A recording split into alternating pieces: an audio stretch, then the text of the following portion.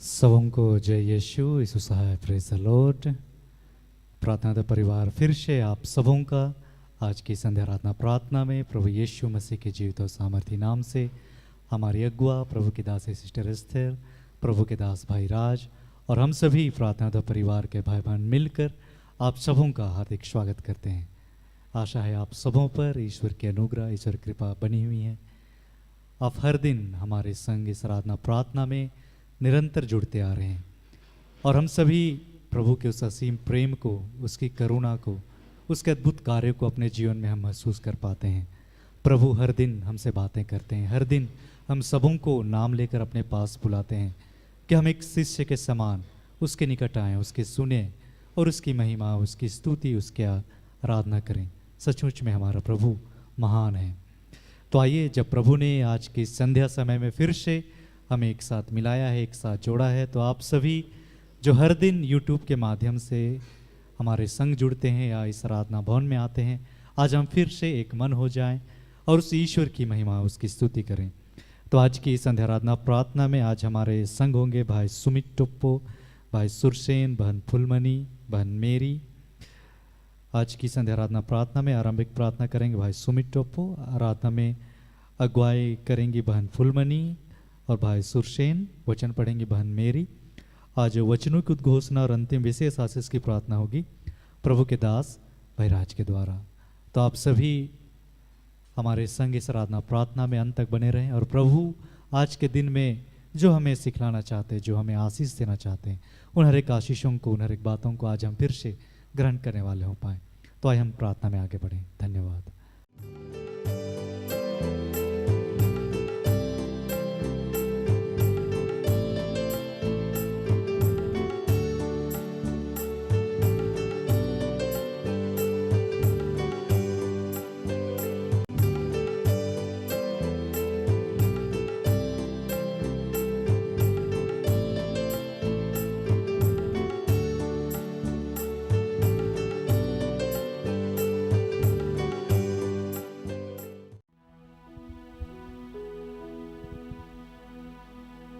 सबों को जय यीशु यीशु सहाय प्रेज द लॉर्ड। आइए इस समय हम सभी उस ईश्वर को पुकारेंगे, क्योंकि इस घड़ी हम उसकी स्तुति, उसकी आराधना करने जा रहे हैं, उसके वचनों को सुनने के लिए जा रहे हैं। तो इस घड़ी हम सभी उससे वो कृपा मांगे, वो आत्मा को मांगे कि हम बस केवल सुनने वाले ही ना रहे, लेकिन उस पर चल सके। उसके सामर्थ्य को इस घड़ी मांगे कि उसके सामर्थ्य के द्वारा हमारे जीवन में जो भी हम कार्य करते हैं उसे अच्छी तरह कर पाए, उसके साथ चल पाए, हर एक समय उसके साथ हम जुड़े रहने पाए। तो आइए इस घड़ी हम उस ईश्वर को पुकारेंगे और उससे प्रार्थना करेंगे कि इस घड़ी वो अपनी उपस्थिति को हमारे बीच में दे, ताकि जैसा वो चाहता है हम आत्मा और सच्चाई से उसकी स्तुति करें, आराधना करें। तो हम उसी प्रकार से उसकी इच्छा के अनुसार इस घड़ी हम उसे पुकारेंगे। तो आइए इस समय हम सभी अपनी आंखों को बंद करेंगे और उससे प्रार्थना करेंगे। हे महान स्वर्गीय शक्तिमान पिता, धन्यवाद करते हैं पिता इस सुंदर समय के लिए। प्रभु धन्यवाद करते हैं पिता फिर से आपके प्रेम के लिए। पिता धन्यवाद करते हैं पिता फिर से पिता आज तूने हमें चुना पिता कि इस घड़ी हम तेरी स्तुति करें, तेरी आराधना करें पिता, तेरे नाम को ऊंचा उठाए। प्रभु हे पिता, तो इस घड़ी तू हमें अपने बल दे, अपने सामर्थ्य दे पिता, अपने बुद्धि प्रज्ञा ज्ञान से हमें भर पिता, अपनी आत्मा की उपस्थिति से हमें भरना। प्रभु हे पिता परमेश्वर धन्यवाद करते इस घड़ी जितने भी लोग पिता इस YouTube में जुड़े हैं, जो हमारे सामने है पिता, हे पिता परमेश्वर हर एक को आपके हाथों में समर्पित करते हैं। हे पिता परमेश्वर धन्यवाद करते हैं कि तू हम सबों से बेहद प्रेम करता है पिता, और हमारे जीवन में तूने एक अच्छी और बेहतर योजना बनाई है पिता। तो हमें वहां तक लेकर के जा रहा है पिता, हम आपका धन्यवाद करते हैं। हे पिता इस घड़ी प्रभु हम तेरे निकट आते हैं और तुझसे क्षमा मांगते हैं पिता, अपने हर एक पाप दोष गुनाह अपराधों के लिए पिता, जो हमने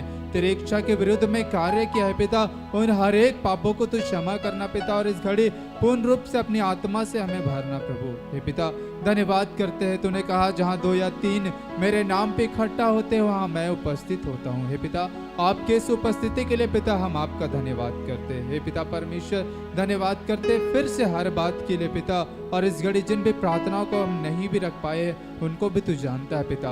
उन हर एक बातों को आपके हाथों में समर्पित करते हैं और इस छोटी सी प्रार्थना हम यीशु के नाम से मांगते हैं। दया से सुनिए और स्वर्ग के राज्य में ग्रहण कीजिए। आमीन। आइए इस वक्त हम आराधना में आगे बढ़ेंगे और पिता ईश्वर को धन्यवाद देंगे। इस वक्त अपने हृदय को खोलेंगे, अपने मन को प्रभु यीशु के लिए तैयार करेंगे। इस वक्त आइए हम मिलकर उसकी आराधना करें।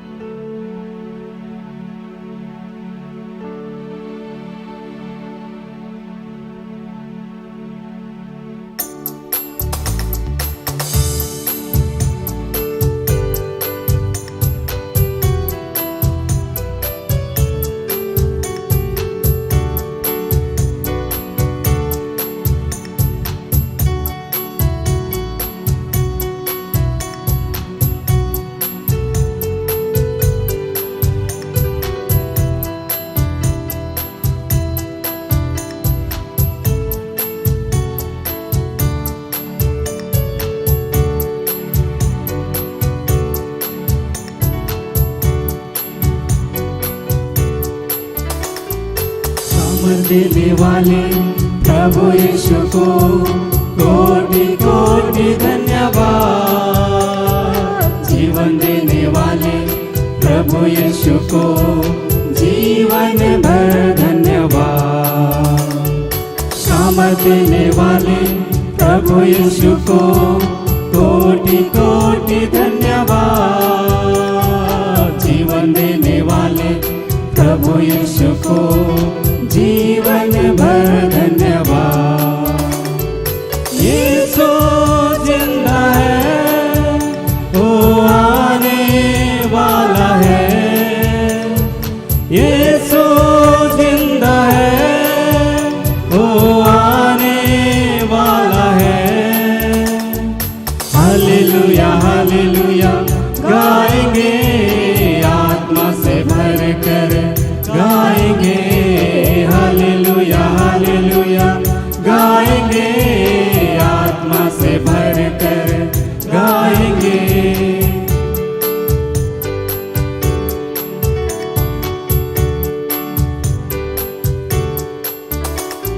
चंगा करने वाले प्रभु यीशु को कोटि कोटि धन्यवाद। जीवन देने वाले प्रभु यीशु को जीवन भर धन्यवाद। चंगा करने वाले प्रभु यीशु को कोटि कोटि धन्यवाद। जीवन देने वाले प्रभु यीशु को जीवन भर धन्यवाद। यीशु जिंदा है, वो आने वाला है। यीशु जिंदा है, वो आने वाला है। हालेलुया हालेलुया गाएंगे, आत्मा से भर कर गाएंगे। हालेलुया हालेलुया गाएंगे, आत्मा से भर कर गाएंगे।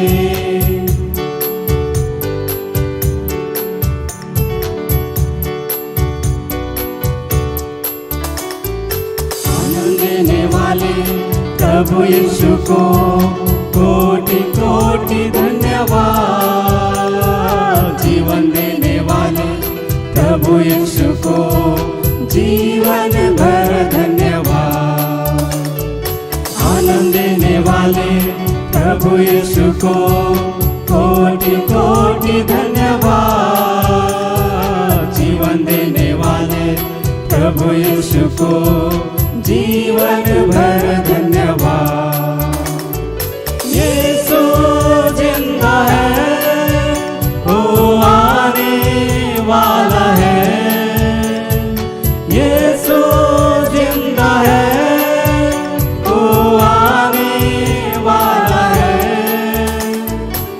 हालेलुया हालेलुया गाएंगे आत्मा से भर कर गाएंगे हालेलुया हालेलुया गाएंगे आत्मा से भर कर गाएंगे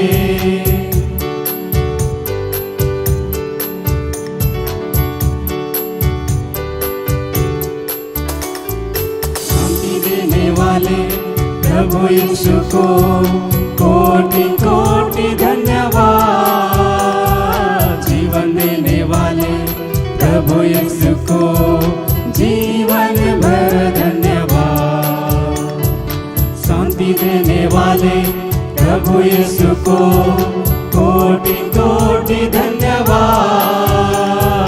जीवन देने वाले प्रभु यीशु को जीवन भर धन्यवाद यीशु जिंदा है वो आने वाला है यीशु जिंदा है वो आने वाला है हालेलुया हालेलुया गाएंगे आत्मा से भर कर गाएंगे हालेलुया हालेलुया गाएंगे आत्मा से भर कर गाएंगे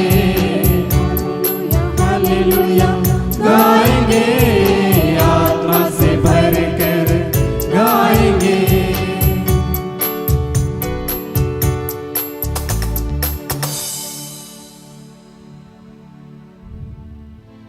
आइए हम फिर से परमेश्वर की महिमा करेंगे। हम जहाँ कहीं भी हैं इस घड़ी हमारे संग होकर इस घड़ी परमेश्वर की आराधना महिमा करेंगे।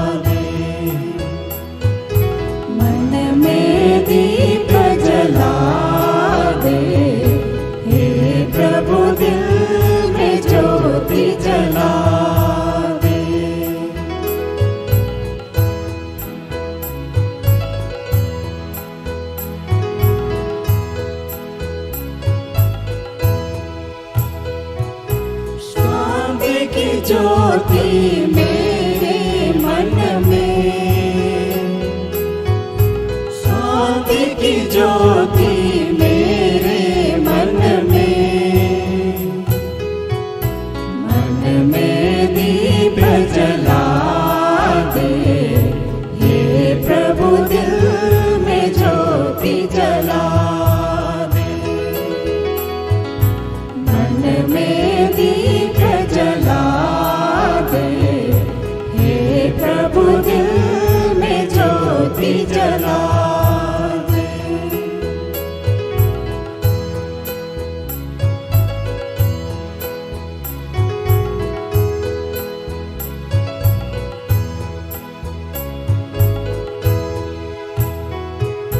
प्रेम की ज्योति मेरे मन में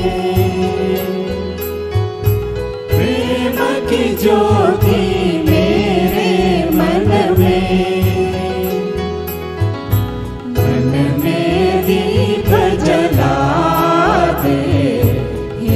प्रभु दिल में ज्योति जला दे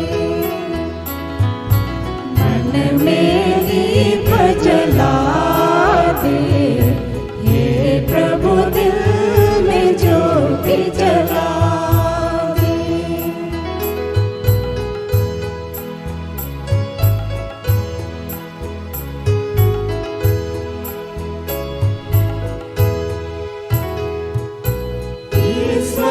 ज्योति मेरे मन में, विश्वास की ज्योति मेरे मन में दीप जला दे। हे प्रभु दिल में ज्योति जला दे, मन में दीप जला दे। हे प्रभु दिल में ज्योति जला दे।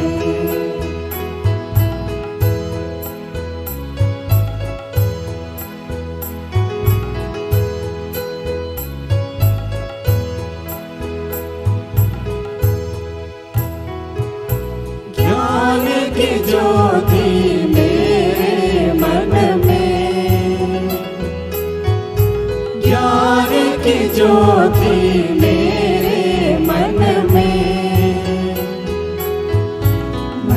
में दीप जला दे। हे प्रभु दिल में ज्योति जला दे, मन में दीप जला दे। हे प्रभु दिल में ज्योति जला दे। हे प्रभु दिल में ज्योति जला दे। हे प्रभु दिल में ज्योति जला दे।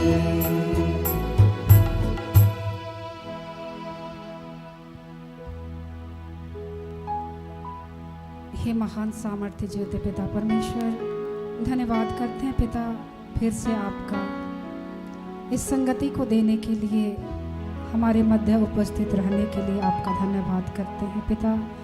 सचमुच पे आप हमारे संग और सदा बने रहते हैं और हमें कभी नहीं छोड़ते। चाहे हम जिस भी परिस्थिति में रहते हैं, आप हर पल हमारे संग और साथ बने रहते हैं पिता। आपका धन्यवाद करते हैं। धन्यवाद के साथ इस घड़ी आपको पुकारते हैं और इस समय का नियंत्रण पिता आपके हाथों देते हैं। पिता इस घड़ी हम सभी आपके बच्चे आपके जीवित वचन को सुनने जा रहे हैं। पिता परमेश्वर, ऐसा कर कि इस घड़ी जो भी वचन रूपी बीज हमारे हृदय रूपी जमीन में बोया जाए, हर एक वचन हमारे हृदय रूपी जमीन में फलवंत होने पाए और 100 गुना फल लाने वाले हो पाए पिता। और उस वचन के अनुसार हम हर दिन जीने वाले होने पाए, चलने वाले होने पाए और आपकी शिक्षा और आज्ञाओं का पालन करने वाले होने पाए।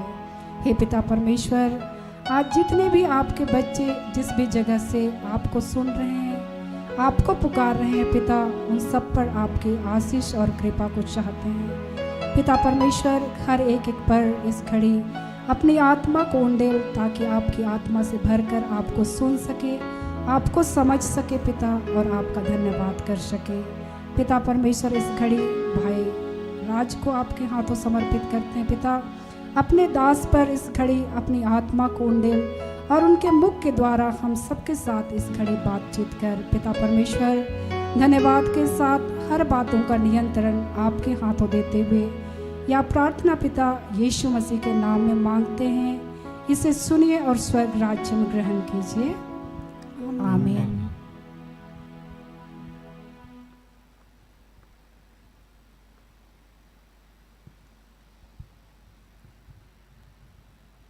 आज का जो वचन मिला है, प्रभु ने अपनी दासी सिस्टर एस्थर के माध्यम से दिए हैं।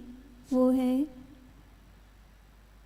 पहला वचन आयुब का ग्रंथ अध्याय 8 का पद संख्या 7।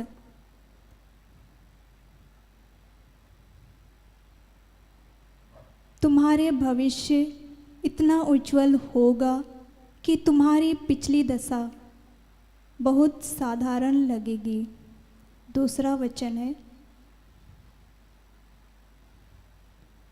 संत मार्कुस का सुसमाचार से अध्याय 9 पद संख्या 23। ईसा ने उससे कहा, यदि आप कुछ कर सके विश्वास करने वाले के लिए सब कुछ संभव है। यह प्रभु की वाणी है। ईश्वर को धन्यवाद।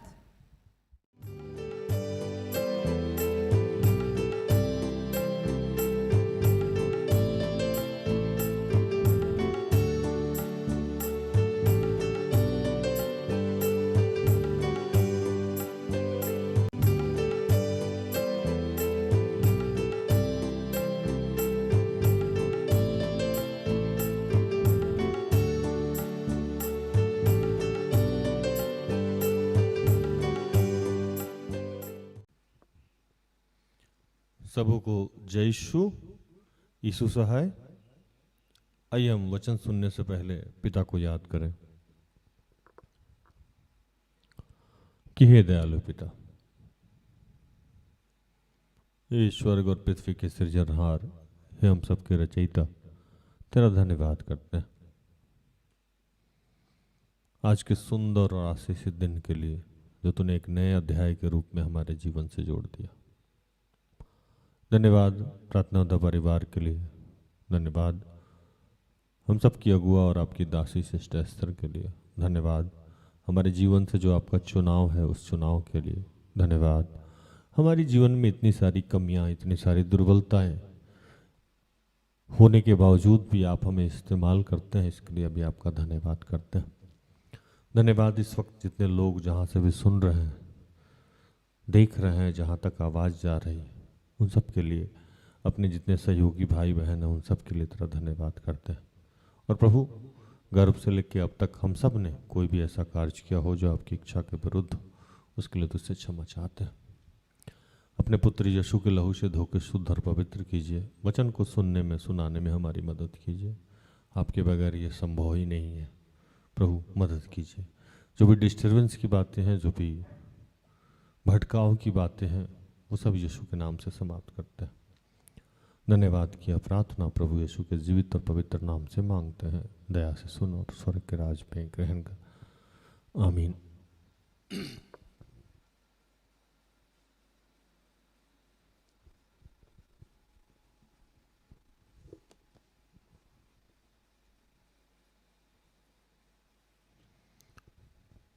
दो वचन मिला जिस पे आज हम लोग पवित्र आत्मा की ओर से बातचीत करेंगे। पहला वचन है अय्यूब 8:7। चाहे तेरा भाग्य पहले छोटा ही रहा हो, परंतु अंत में तेरी बहुत बढ़ती होगी।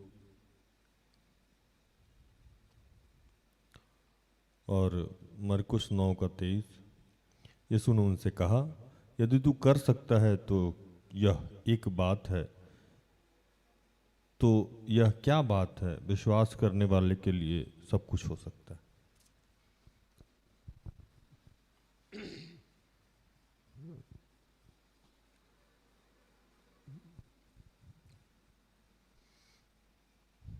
देखिए, प्रचार तो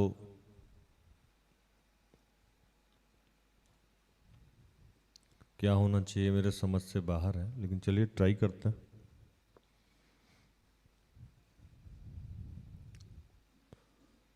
बेसिकली ये वचन जो लिखा हुआ है अय्यूब 8:7, दो बाइबल हम लोग इस्तेमाल करते हैं अपने सेवकाई में, एक रोमन कैथोलिक बाइबल और एक BSI बाइबल। तो रोमन कैथोलिक बाइबल में और BSI के बाइबल में शब्दों का हेर फेर है। जैसे एक कहावत है कि नुख्ता के हेर फेर से खुदा जुदा हो जाते हैं।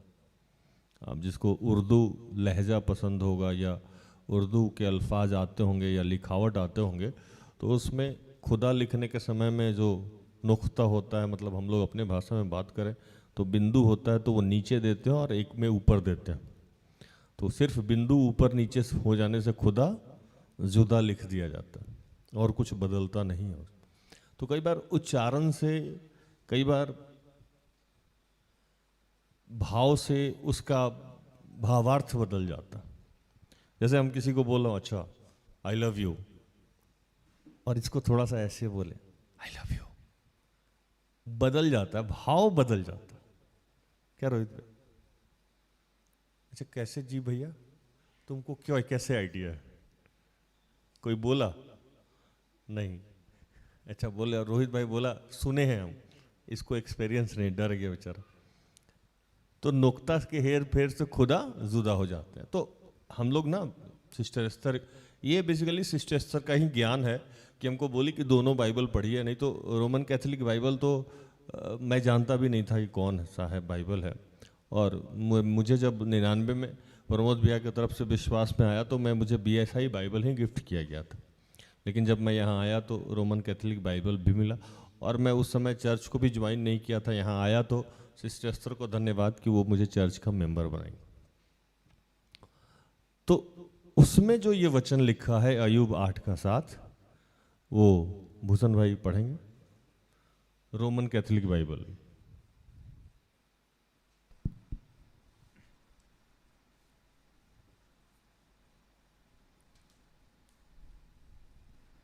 तुम्हारा भविष्य इतना उज्जवल होगा कि तुम्हारी पिछली दशा बहुत साधारण लगेगी।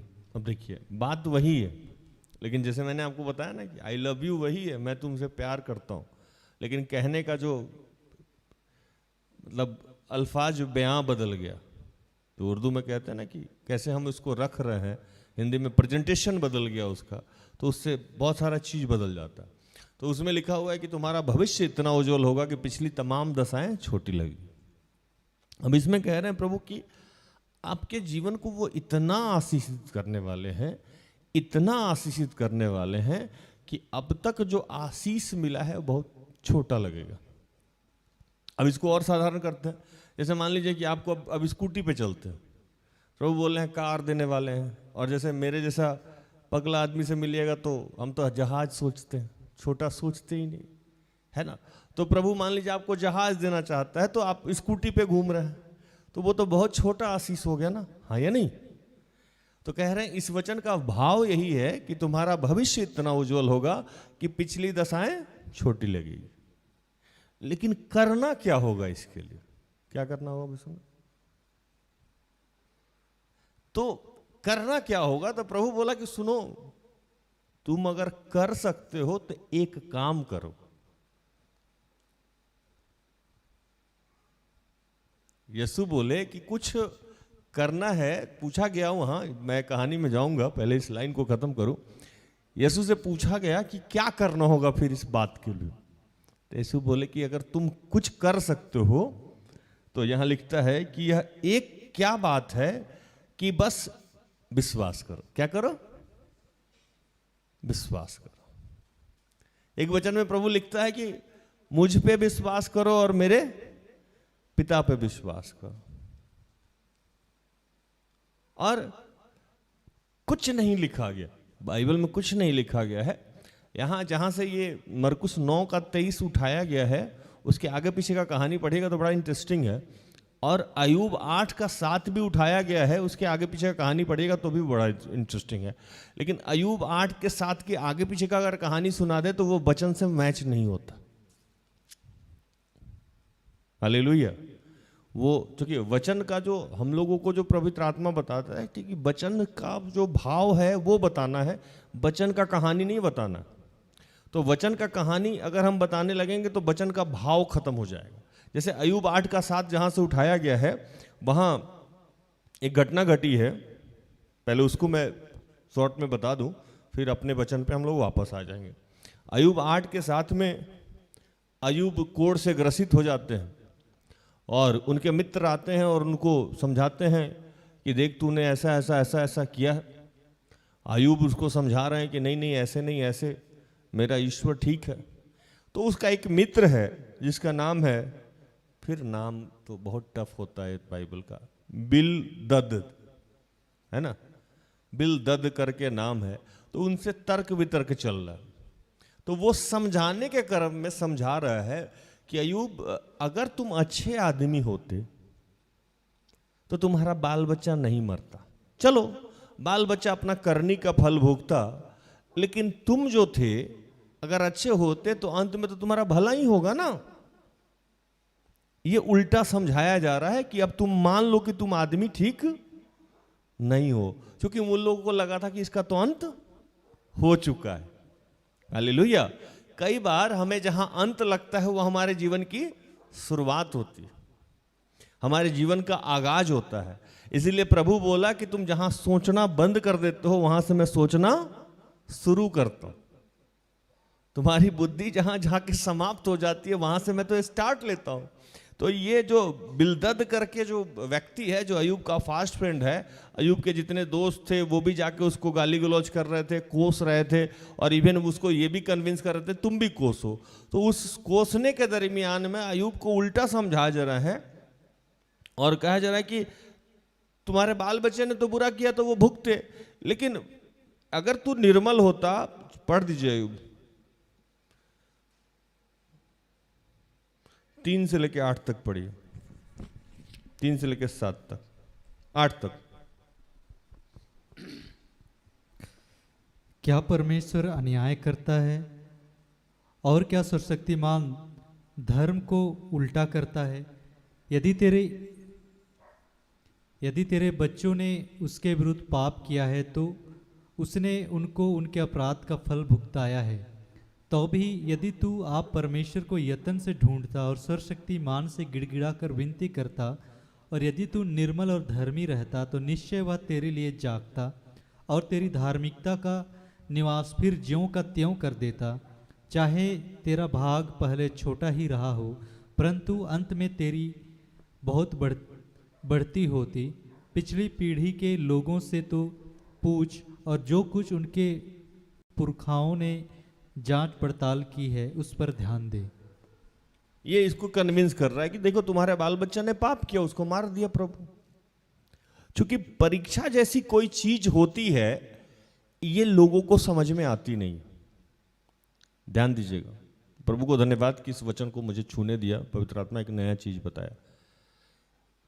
आपके जीवन में जब विपत्ति आएगा, परेशानी आएगा, दुख आएगा, तो कोई भी इस बात को एक्सेप्ट नहीं करेगा कि ये आपके लिए परीक्षा है। जैसे मैं कीर्ति से वादा करके आया था कि मैं बताऊंगा कि आज मैं कुर्सी से गिर गया था। मैं जिस कुर्सी पे बैठता हूँ रिवॉल्विंग चेयर, वो नीचे से 2 भाग में फट गया, मतलब उस पर 4 पहिया होता है, वो 2 भाग में फट गया, टूट गया, और मैं आराम से गिरा।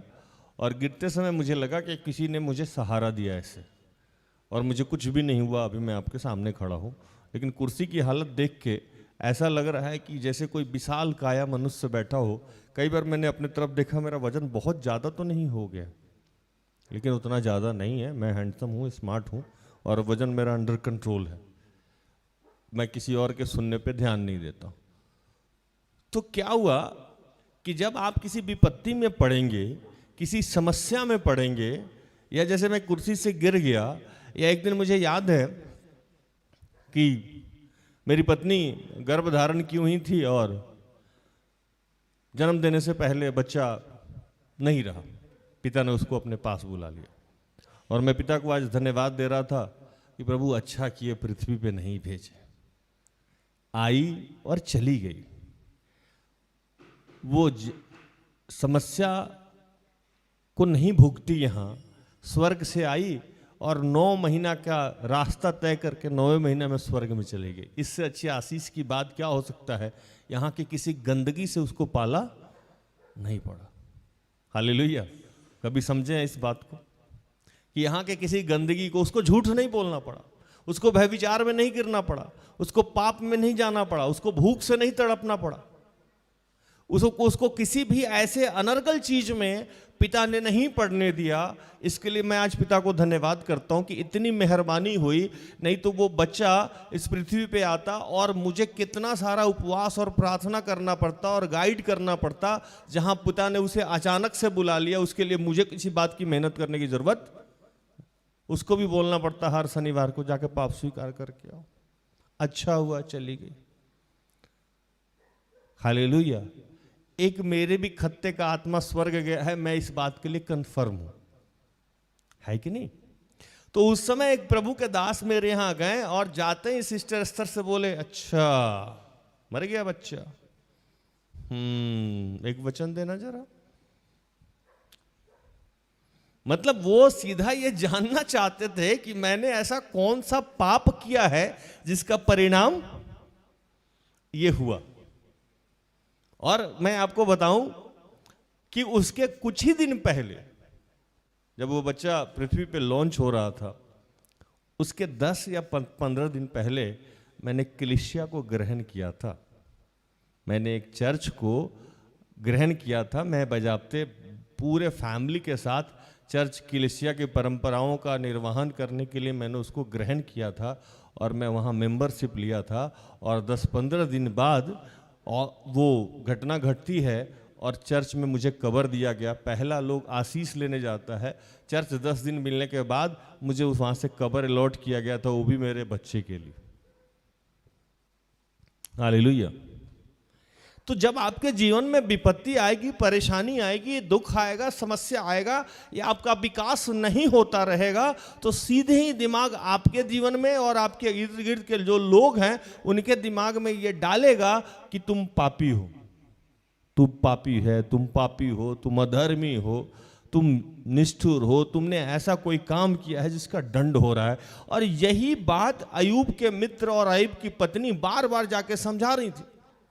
और यहाँ जो बिलदद करके एक उनका मित्र है वो तर्क दे रहा था। अयूब पहले तर्क दे रहा था कि नहीं, मेरा पिता है, उसने मुझे गर्भ में भेजा, नंगा अपने पास बुलाया मेरे बच्चों को, वो मुझे इस परिस्थिति से निकाल लेगा। तो वो नहीं, वो कन्विंस करना चाह रहा था, और कन्विंस करने में पुरानी व्यवस्था को, पुराने लोगों को, पुराने धर्मी लोगों को याद करके बोल रहा था कि ऐसे कोई भी धर्मी हुए हैं उनके लिए प्रभु खड़ा नहीं हुआ है। तू बता, रिकॉर्ड बता। 8वें कहते हैं कि पिछली पीढ़ी के लोगों से तो पूछ, जो कुछ उसने पुरखों में जांचा पड़ताल किया उस पर ध्यान दे।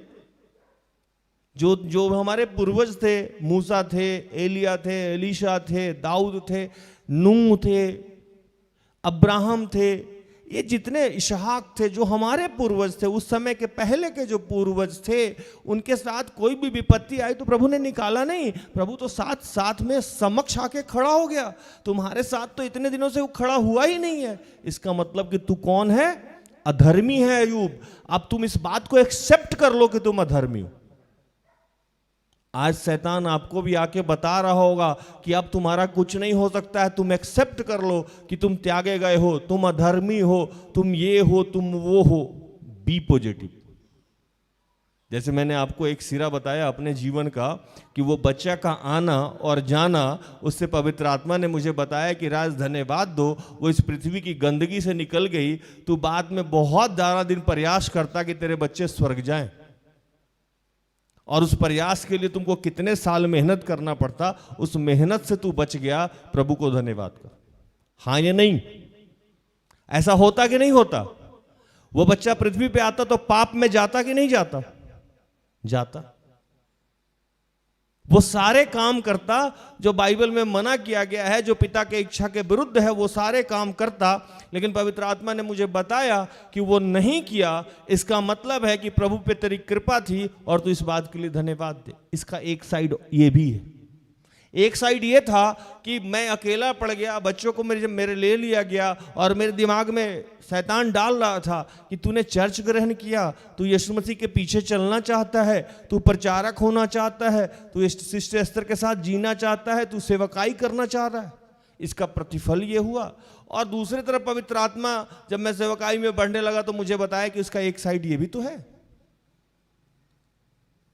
तो जब भी आप किसी विपत्ति में पड़िए, नुकसान में पड़िए, तो दूसरा साइड भी देखने का प्रयास कीजिए। जैसे अयूब इसका दूसरा साइड देख रहा था। हालेलुया।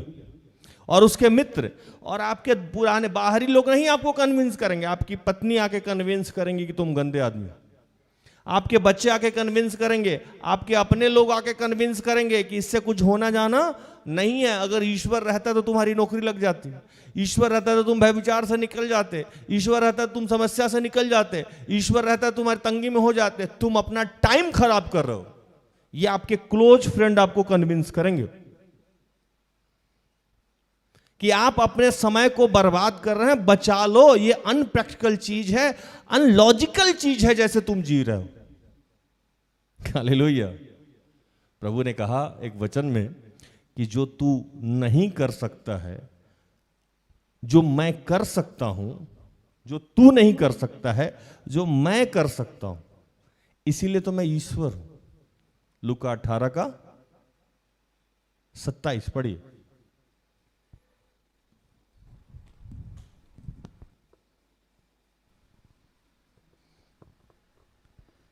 उसने कहा, जो मनुष्य से नहीं हो सकता वह परमेश्वर से हो सकता है। हालेलुया। जो आपसे नहीं हो सकता है वो मुझसे हो सकता है, इसीलिए तो मैं ईश्वर हूं। अगर आप जो कर सकते थे वही मैं भी करता तो आप में और मुझे में क्या डिफरेंस रहता? कोई डिफरेंस तो नहीं रहता ना। फिर आप इंसान वो ईश्वर कैसे, दोनों एक ही जैसे रहते। जो आप कर रहे हैं वो भी वो करता, जो आपसे नहीं होगा वही तो वो करेगा। और उस मुकाम तक पहुंचने के लिए आज बहुत ध्यान से सुनिएगा इस प्रचार को। जो आपसे नहीं हो रहा है, जो आपसे कभी भी नहीं हो सकता है, कहीं से उसका रास्ता नहीं दिख रहा है, कहीं से उसका कोई तरीका नहीं दिख रहा है, कहीं से कोई लॉजिक नहीं मिल रहा है कि ये हो सकता है, उसी पे प्रभु आज कह रहा है कि तू अगर कर सकता है तो सिर्फ विश्वास कर और कुछ मत कर। और देख, मैं तुम्हारे भाग्य को इतना आशीषित कर दूंगा, मैं तुम्हारे जीवन को इतना आशीषित कर दूंगा कि अब तक जो मिला है वो एकदम छोटे सा छोटा चीज होगा, इतना छोटा जितना तुम आश्चर्य करोगे कि अच्छा ऐसा भी होता है। इतना आशीष, जैसे मैंने आपको बताया ना कि अगर आप स्कूटी पे चल रहे हैं तो प्रभु आपको हवाई जहाज देने का प्लान कर रहा है, आपको अपना प्राइवेट जेट देने का प्लान कर रहा है। बिलीव कीजिए। और इसका प्रत्यक्ष उदाहरण मैं हूं, इसका प्रत्यक्ष उदाहरण सिस्टर एस्थर है। ये मैं नहीं कह रहा हूं कि मेरे पास हवाई जहाज है, लेकिन ये प्रत्यक्ष उदाहरण के तौर पे मैं खड़ा हूं। मैं जब अपने जीवन का शुरुआत कर रहा था तो मुझे याद है कि मैं अपने घर के लिए 1 से 2 केजी चावल खरीदता था, 250 ग्राम तेल खरीदता था, 1-2 किलो आलू खरीदता था, सब्जी खरीदता था। राशन में 2 दिन का ले जाता था, कई बार 1 दिन का ले जाता था, कई बार 1 सप्ताह का ले जाता था। वहां से मैंने अपने जीवन की शुरुआत की। मेरे पास पहनने के लिए 1 पैंट या 2 पैंट होता था, वहां से मैंने अपने जीवन की शुरुआत की। सेकेंड हैंड साइकिल था मेरे पास, वो भी मेरा अपना नहीं था, किसी और से मांगना पड़ता था। वहां से मैंने अपने जीवन की शुरुआत की। मिट्टी के घर में रहा, 1 रूम था सिर्फ मेरे पास, सिंगल 1 रूम, और हम लोग 4 भाई बहन और मम्मी पापा मिला के 6 लोग थे। और अलॉटेड कितना रूम था मेरे लिए? 1, मिट्टी के घर में। और उस समय मैं कहता था कि मैं करोड़पति बनूंगा और बड़ा आदमी बनूंगा। लोग मुझ पे हंसते थे, मेरे रिलेटिव्स कहते थे कि देखेंगे देखेंगे तुम क्या करेगा। हालेलुया। मेरे रिलेटिव्स उस समय कहते थे कि देखेंगे तुम क्या करेगा। और मैं बचपन में ही गाड़ी चलाता था, मैं 6-7 में ही कार चलाना शुरू कर दिया था। दूसरे वाले दादाजी का कार था, उसी समय मैं चलाता था। ये लोग चला जाता था तो कार को मैं धक्का देके धीरे से निकालता था और चलाता था। और मैं उस समय कहता था, लोग बच्चे पूछते थे मेरा अपना कार होगा, मैं कभी साइकिल पे नहीं चलूंगा, मैं कभी बाइक पे नहीं चलूंगा। लोग मेरा मजाक उड़ाते थे। तू कर सकता है तो सिर्फ विश्वास कर। बचपन में मम्मी को तकलीफ होता था पानी लाने में, या बारिश में भीग जाती थी, क्योंकि बहुत बड़ा आंगन था, बीच में चापाकल था, जिसको आप लोग ये बोलते हैं, क्या बोलते हैं इसको? बोरिंग क्या बोलते हैं? नहीं, ये जो चापाकल को क्या बोलते हैं आप लोग? हैंडपंप था। तो बारिश में तो जाने में भीगना पड़ेगा। तो मैं मम्मी को बोलता था कि तुमको इतना ऊपर रखेंगे कि घर नीचे जो लोग ना छोटा छोटा दिखेगा। और आज मैं 8वें तल्ले पे रहता हूँ, पेंट हाउस में रहता हूँ। जब मैं इस सेवकाई को शुरू कर रहा था, जब मुझे प्रबंध दिया गया था, तो मैं उस समय कहता था, यूथ क्लास जब मुझे लेने के लिए दिया गया, उस समय जो लोग थे पुराने लोग, वो कहते थे कि इनको प्रचार नहीं आता है, ये नहीं आता है, इनको बोलना नहीं आता है, ये बहुत ज़ोर से बोलते हैं, बहुत ऊंचा आवाज़ में प्रचार कर रहे हैं, ये बात बात पे वचन नहीं बोलते हैं, चीज़ों को ऐसे समझाते हैं जैसे नॉर्मल बोला जाता है, ये वचन टू वचन प्रचार नहीं करते। मैं उन लोगों को कहता था कि वचन टू वचन प्रचार बाइबल स्टडी होता है। प्रचार का मतलब ये होता है कि मैं अपनी बातों को रखूं और लोग विश्वास में आ जाए। और प्रभु मुझे वहां से खड़ा किया और उस समय एक बात कहता था कि ये सेवकाई उड़ने वाला है, रनवे पे है, जिसको बैठना है बैठ जाए, नहीं तो छूट जाएगा लोग। 16 में ये कहता था। मैं कहता था कि आने वाले समय में आपको अपॉइंटमेंट से मिलना होगा, संभल जाइए।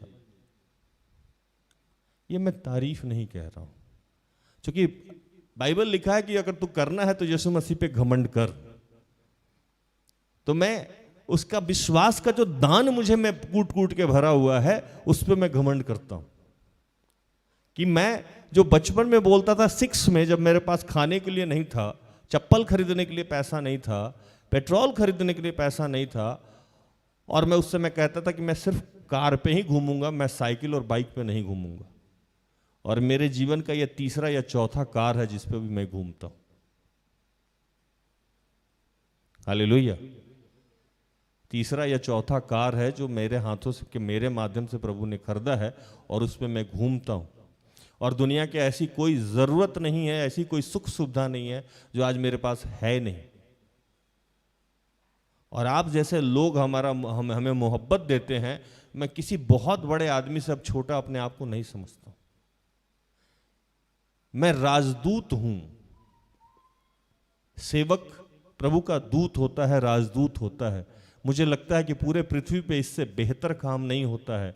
एक बार यहां लोग आता था तो मेरे जो मैनेजर साहब हैं बनर्जी दा ने कहा, पूछा कोई आदमी कि यहाँ क्या होता है, तो बनर्जी दा कह बैठे कि यहाँ आदमी बनाया जाता है।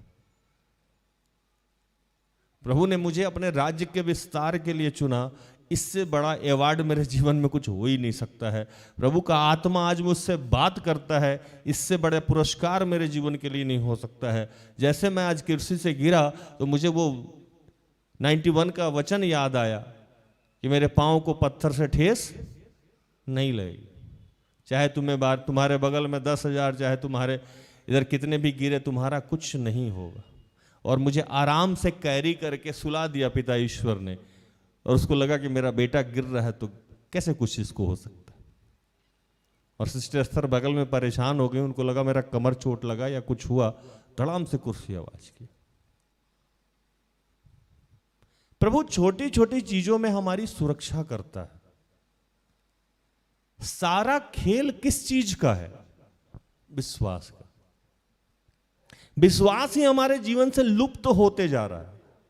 और यहां जहां मरकुस 9 का 23 लिया गया है, उसमें कहानी है कि प्रभु एक घटना घटी, और घटना घटने के बाद वो घटना छोड़ देते हैं।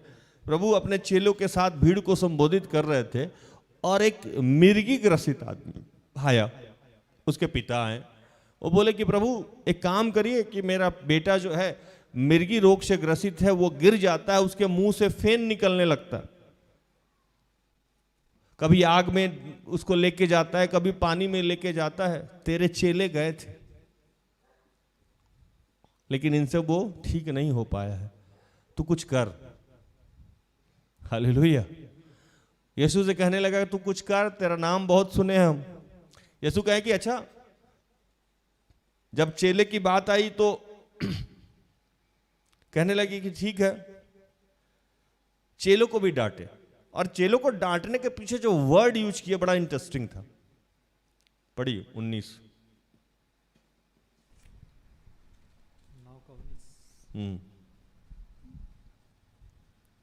यह सुनकर उसने उनसे उत्तर देके कहा, हे अविश्वासी लोगों, मैं कब तक तुम्हारे साथ रहूंगा और कब तक तुम्हारी सहूंगा, उसे मेरे पास लाओ। एक वचन था, जो एक वचन है इसमें जो मुझे बहुत तीर की तरह लगा। कहते हैं कि हे अविश्वासियों, किसको संबोधित कर रहे हैं? अपने उन 12 शिष्यों को अविश्वासी कह के संबोधित कर रहे हैं कि हे अविश्वासियों, कब तक मैं तुम्हारे साथ रहूंगा।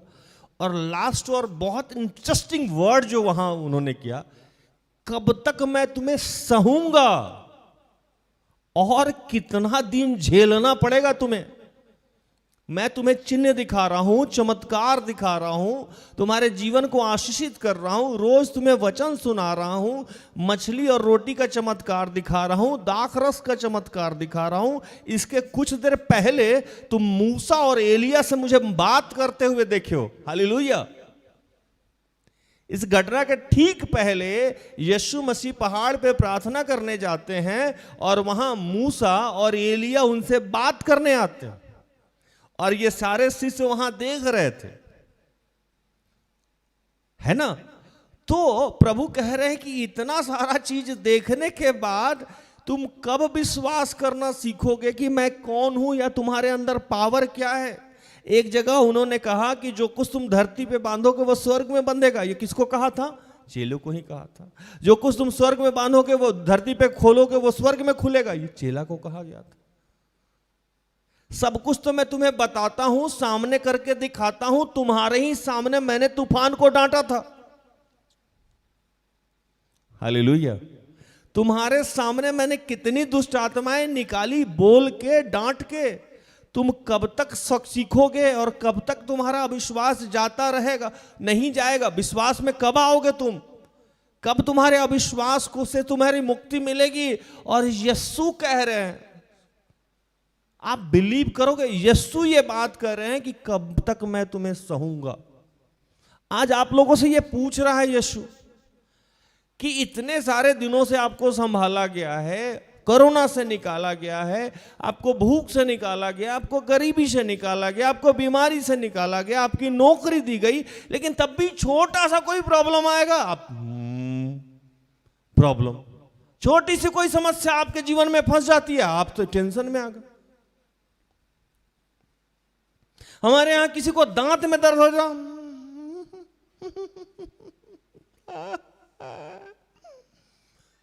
उसके टेंशन हाथ में रहेगा। आंख में घाव, भैया मेरा क्या होगा। कुछ भी थोड़ा सा समस्या किसी के जीवन में आ गया, वो लगता है कि सारा विपत्ति उसी के पास हो गया। यीशु मसीह बैठ के देखता है।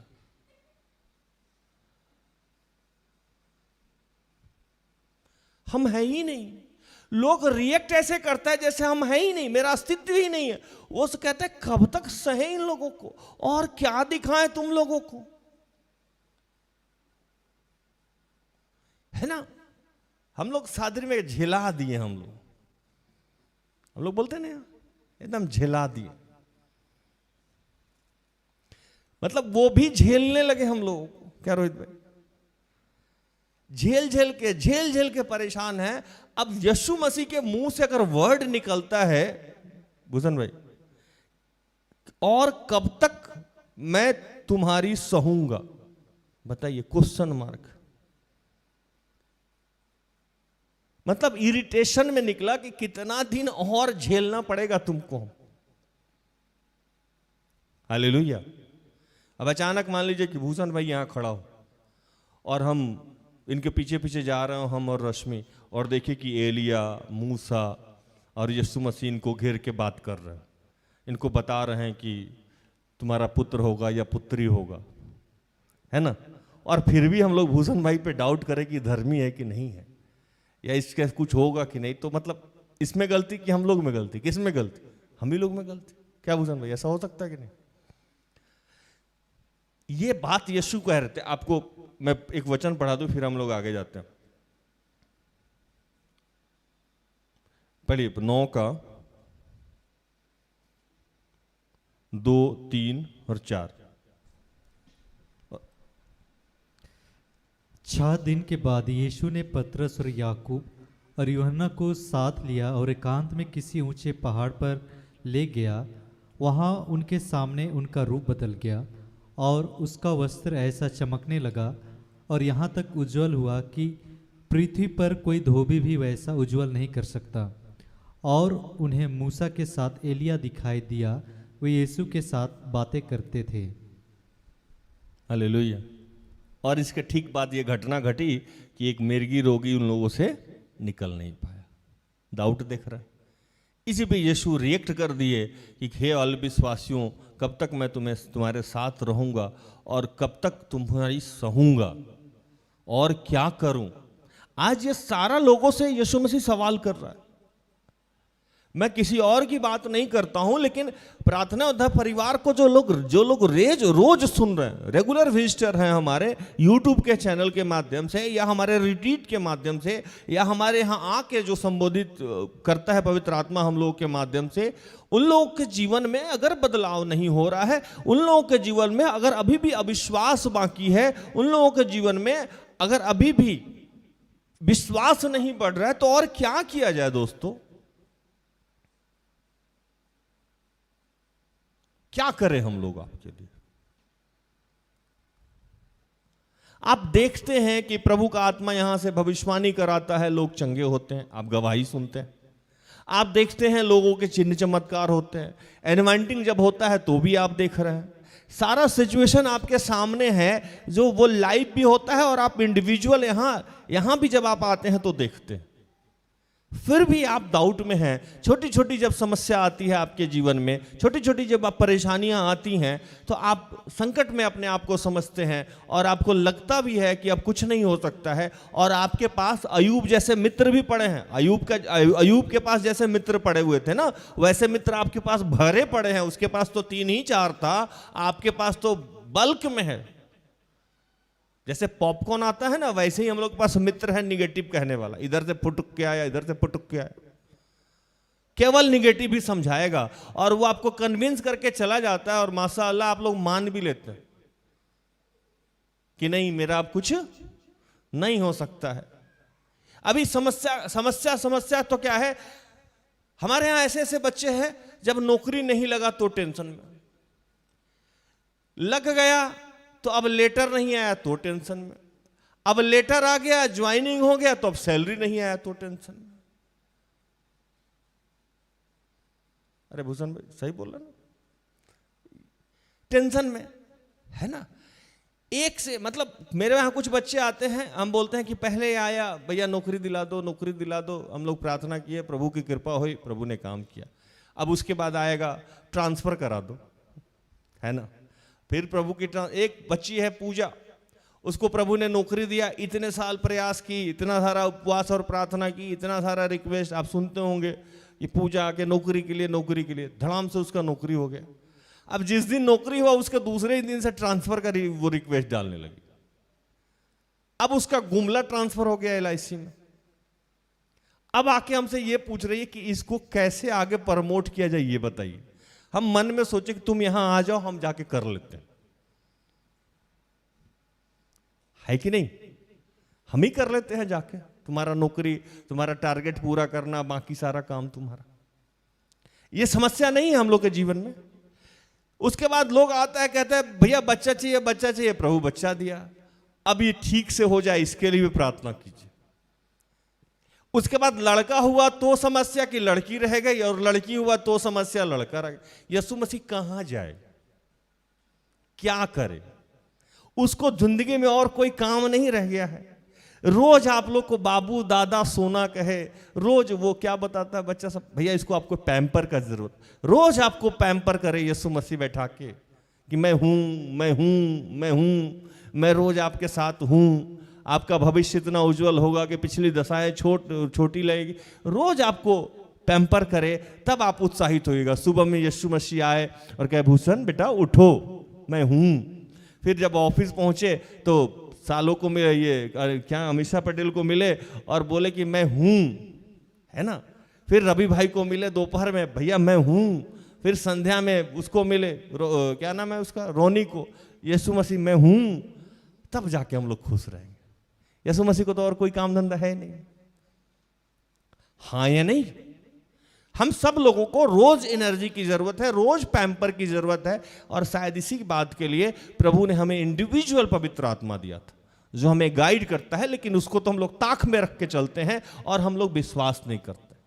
तो प्रभु यहां इस जो मिर्गी पेशेंट है उसको बुलाया और जब अपने शिष्यों को डांटा, और उसके बाद एक घटना और घटी कि उसने उसको उसकी ओर देखा। किसकी ओर देखा? मिर्गी पेशेंट की ओर देखने से एक काम हुआ कि देखने से पहले वो छटपटा नहीं रहा था। जैसे यीशु मसीह देखा, वो दुष्ट आत्मा उखड़ पड़ा, है ना, और उखड़ पड़ा और वहां कन्वर्सेशन होने लगा। वो उसके पिता ने पूछा इसको, उसने उसके पिता से पूछा ये दशा इसकी कब से है? वो बोला बचपन से, नष्ट करने के लिए और आग में डालने के लिए।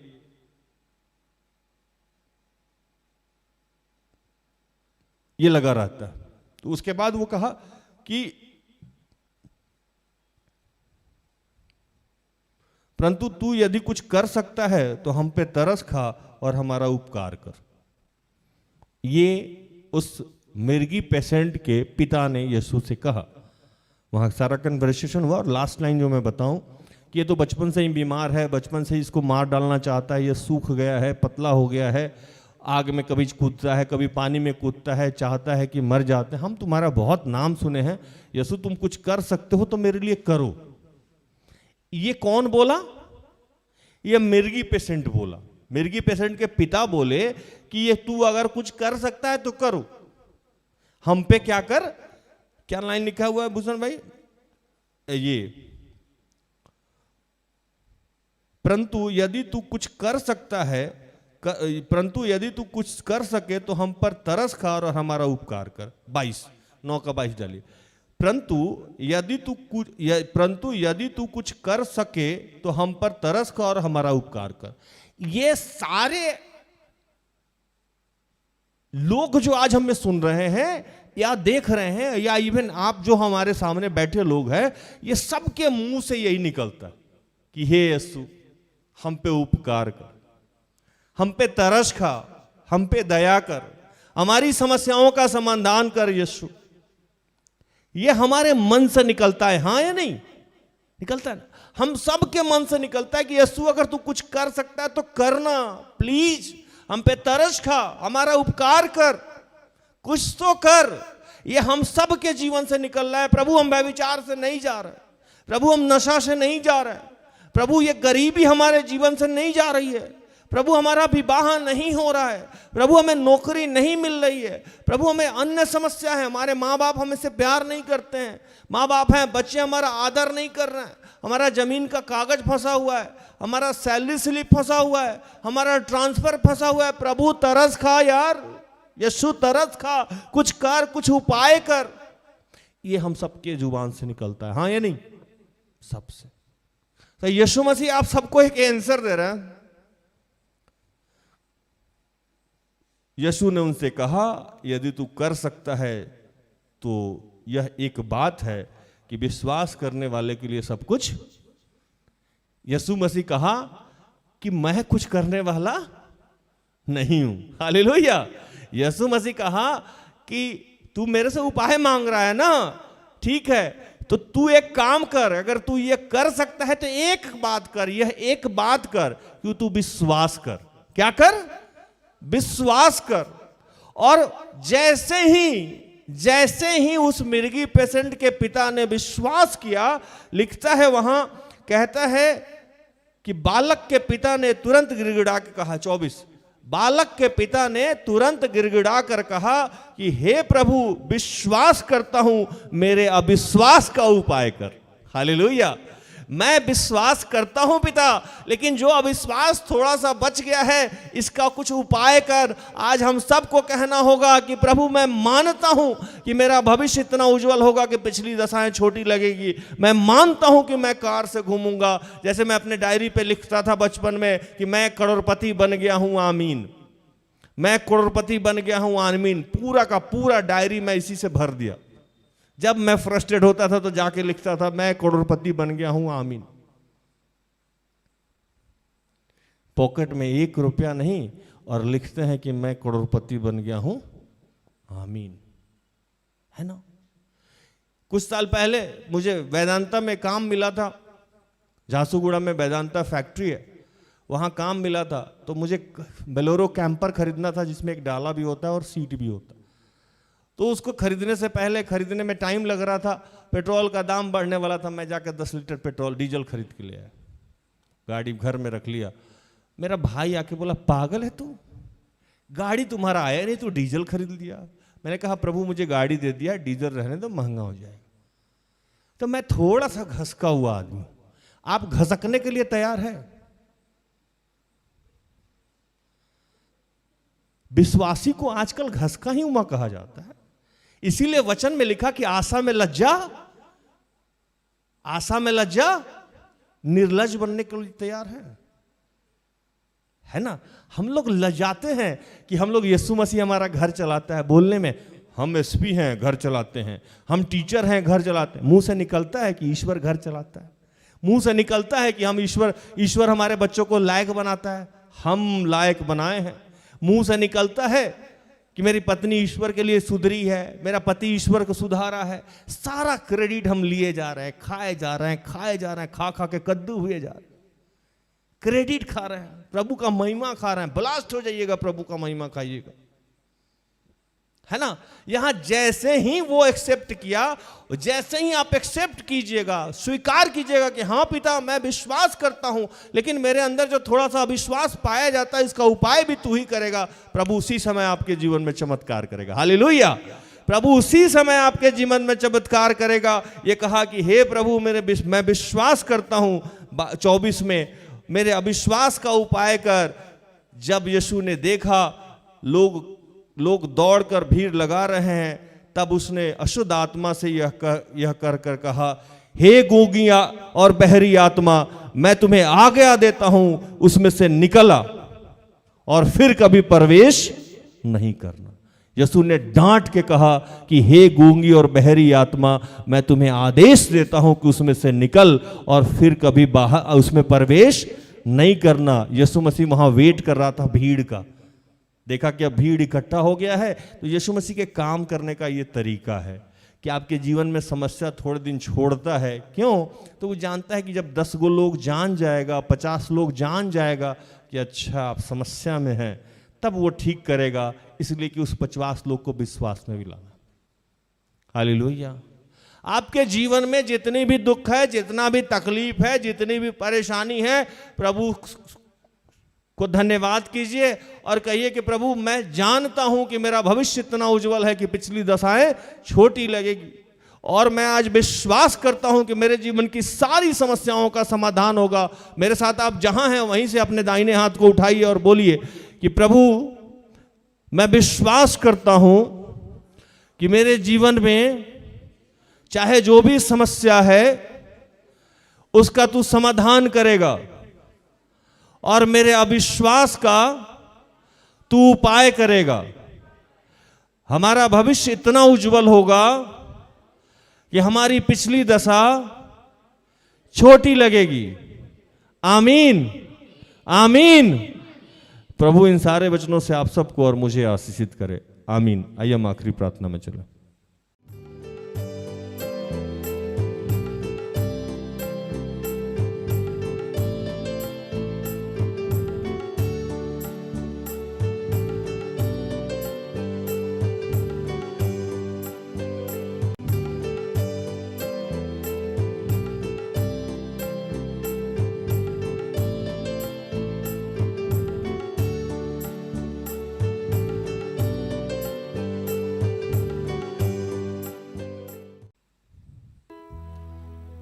अपनी आंखें बंद करें और उन तमाम अविश्वास के लिए जब हमने प्रभु पे किया है, हमें लगा होगा कि हमारी स्थिति नहीं बदलेगी, क्षमा मांगिए।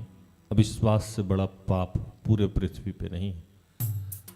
अगर आप किसी से प्यार करते हैं, वो आप पे भरोसा नहीं करता है, कितना दुख होगा हमें। आज यीशु मसीह कहता है कि तू मेरी दृष्टि में अनमोल है, बहुमूल्य है।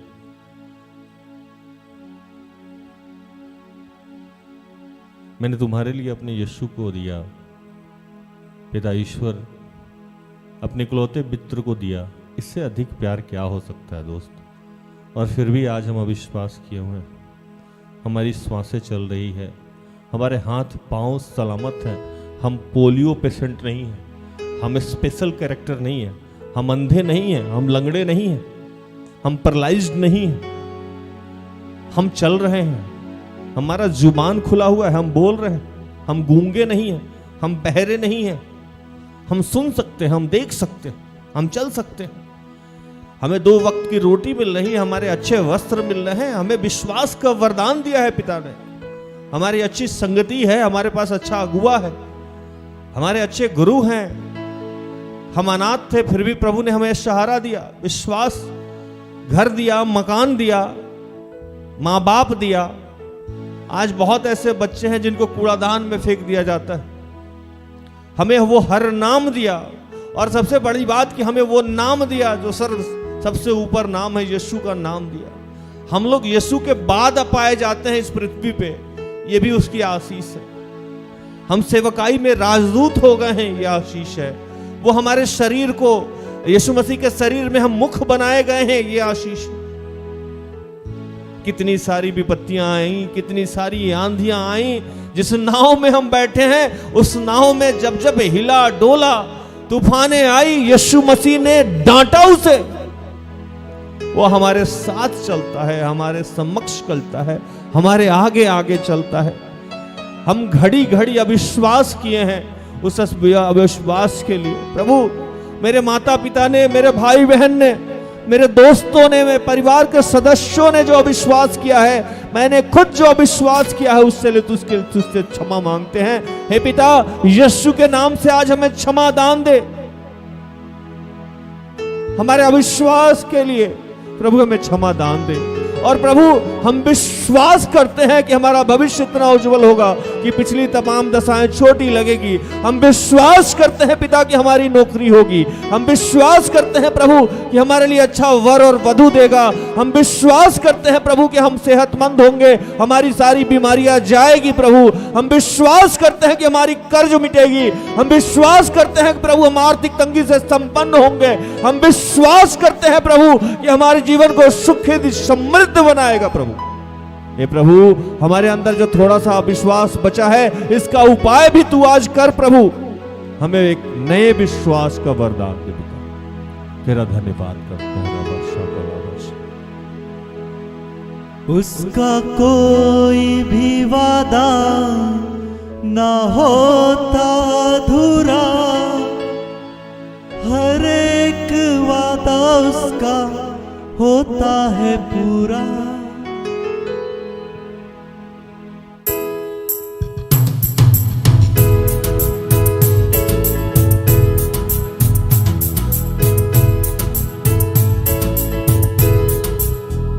नीले आसमां के पार जाएंगे, मेरा यीशु रहता वहाँ।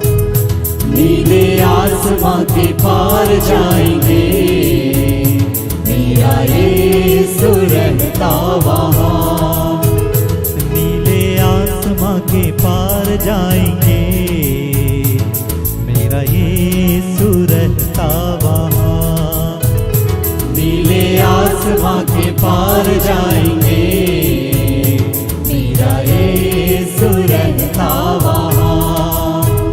हम मिलेंगे बादलों पर, हम मिलेंगे बादलों पर, देखेगा सारा जहां।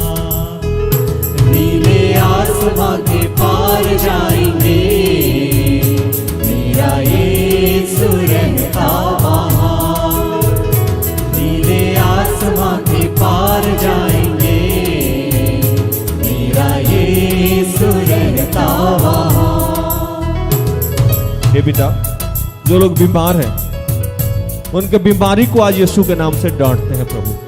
प्रभु, आज तूने हमें जो अधिकार दे रखा है, पिता पुत्र पवित्र आत्मा के नाम से, मैं सामूहिक रूप से जितने लोग बीमार हैं प्रभु, जितने भी लोग जहां भी जिस भी बीमारी से ग्रसित हैं, गूंगेपन से ग्रसित हैं, बहरेपन से ग्रसित हैं, अंधे हैं प्रभु, पीसीओडी की समस्या है, लकवा पेशेंट है, कैंसर है प्रभु, बुखार है, उल्टी है प्रभु, किसी भी बीमारी से ग्रसित है, मैं अपनी अगुआ के साथ आत्मा में एक होता हूं प्रभु। और इस बीमारी को मैं सामूहिक रूप से आदेश देता हूं कि यीशु के नाम से छोड़ के उन तमाम शरीरों से बाहर निकल जाए। पिता जितने लोग नशे से ग्रसित हैं प्रभु, मैं उनके लिए प्रार्थना करता हूँ, आदेश देता हूँ प्रभु, और धन्यवाद करता हूँ कि प्रभु यीशु के नाम से आज बहुत सारे लोग नशे से मुक्त हो रहे हैं। धन्यवाद करते हैं प्रभु, जितने बच्चे पढ़ाई और एग्जाम के लिए परेशान थे, आज के बाद से उनकी परेशानी समाप्त हो जाएगी प्रभु। धन्यवाद करते हैं तू आज बहुत सारे लोगों को पवित्र आत्मा का अभिषेक दे रहा है। धन्यवाद करते हैं तू बहुत सारे लोगों को बेरोजगारी को दूर कर रहा है, रोजगार का आशीष दे रहा है, बहुत सारे लोगों को नए घर का आशीष दे रहा है पिता। तेरा धन्यवाद करते हैं, बहुत सारे लोगों के ट्रांसफर संबंधित जो समस्याएं थी प्रभु समाप्त हो रही है। बहुत सारे निसंतान को तू संतान का आशीष दे रहा है। बहुत सारे परिवार में जो क्लेश था प्रभु शांति में बदल रही है। बहुत सारे लोगों को विवाह का आशीष दे रहा है, सुनियोजित वर और वधु दे रहा है। आर्थिक समस्याएं जा रही है प्रभु, मन पे नियंत्रण हो रहा है। जिसका भी जो भी केस संबंधित समस्या था प्रभु वो समाप्त हो रहा है प्रभु। ट्रांसफर संबंधित जो भी समस्याएं थी पिता वो सब समाप्त हो गया। आज तूने हमारे विश्वास को अति उत्तम कर दिया है पिता, इसलिए तेरा धन्यवाद कर। ये विश्वास है मेरा जो होगा पूरा, सपना ये मेरा ना रहेगा अधूरा। ये विश्वास है मेरा, ये विश्वास है मेरा जो होगा पूरा, सपना ये मेरा ना रहेगा अधूरा। ये विश्वास है मेरा। कोई विकास नाम का बच्चा है, विकास प्रभु कह रहा है धन्यवाद कीजिए, आपकी सारी समस्याएं जा रही है। विकास प्रभु कह रहा है कि सारी समस्याएं जा रही है। अमित प्रभु कह रहा है सारी समस्याओं का अंत हो जाएगा। नूतन प्रभु कह रहा है सारी समस्याओं का अंत हो जाएगा। कोई रहीम है प्रभु कह रहा है सारी समस्याओं का अंत हो जाएगा। रोमा प्रभु कह रहा है विश्वास कीजिए आज आपका जीवन बदलने वाला है। रीतिका प्रभु कह रहा है आपका जीवन अब बदलने वाला है। हम धन्यवाद करें इस पर। तेरे संग हम रहेंगे अपने यीशु के, देखेगा सारा जहां। तेरे संग हम रहेंगे अपने यीशु के, देखेगा सारा जहां। नीले आसमां के पार जाएंगे, मेरा यीशु रहता वहां। नीले आसमां के पार जाएंगे, मेरा यीशु रहता वहां। कोई असीता है प्रभु कह रहा है आपका जीवन बदल रहा है। कोई मंटू है प्रभु कह रहा है आपका जीवन बदल रहा है। पिता हम धन्यवाद करते हैं, पूरे विश्व पे तेरा नियंत्रण है पिता, तेरा धन्यवाद करते हैं। आज पवित्र आत्मा के दान और वरदान से तूने हमें भरा है, बहुतों को विश्वास का वरदान दिया है। हे पिता आज हम फिर से कहते हैं प्रेरितों की तरह कि प्रभु हमारे विश्वास को बढ़ाइए। जितने तेरे दास दासी हैं जो आर्थिक तंगी से जूझ रहे हैं उनको तू संपन्न बना रहा है प्रभु, तेरा धन्यवाद करते हैं।